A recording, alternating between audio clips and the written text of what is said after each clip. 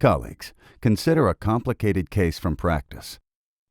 An all-on-6 restoration, a patient with a high smile line, minimal bone quantity, and a buccally placed implant.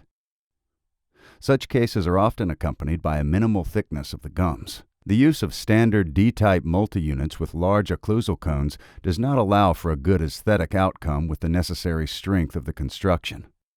Here you can clearly see the problem, so you need to find an alternative solution to the direct D-type multi-unit.